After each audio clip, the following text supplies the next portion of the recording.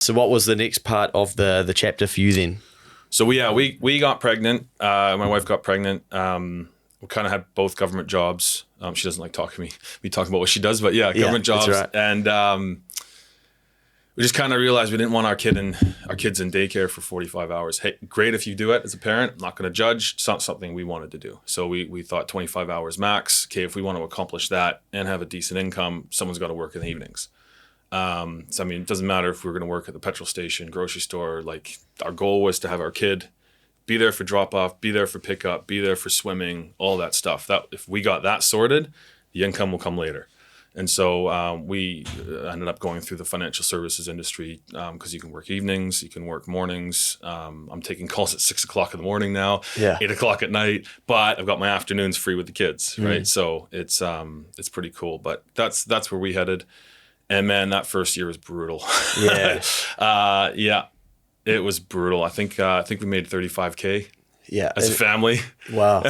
In income. In income, yeah. So we before that, in our government jobs with 4 kids, we were able to save 40 grand. Right. And so that also, we knew, okay, we're probably going to live off that plus this income.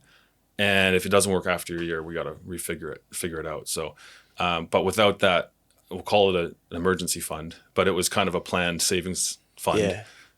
There's no way we'd be able to pull this off. So a lot of that financial, like, you take away your afterpay and your debt and all that, and you simplify things down, means you can take risks over there. Yes. Right? Yeah. And you build up your savings so you can take risks over there. A lot of people don't think about that stuff, I don't think, or can't.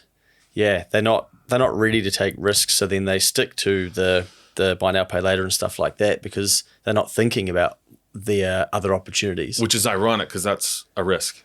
Yeah.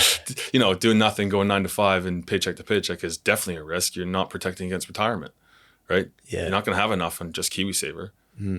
Maybe. Yeah. Right? So that is a risk too.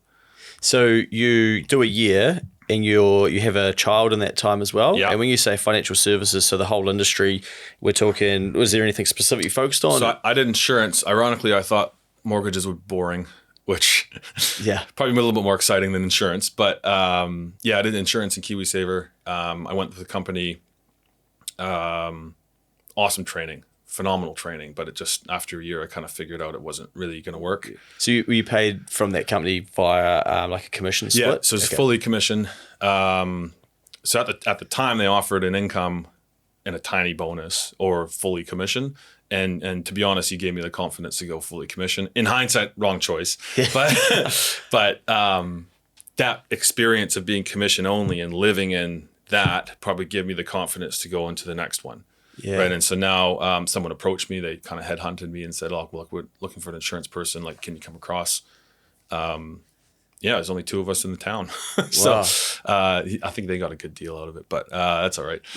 Yeah. Commission only because they're 2 years new, I think. So they don't have the big assets to support a salary yet. So it's working out well. Nice. So you're working with them and you're basically out there hunting out people to insure, to de-risk them, and then you get paid a commission. Yeah. And so if you don't work, you don't put the work in, you don't get paid. Yeah. Simple as that.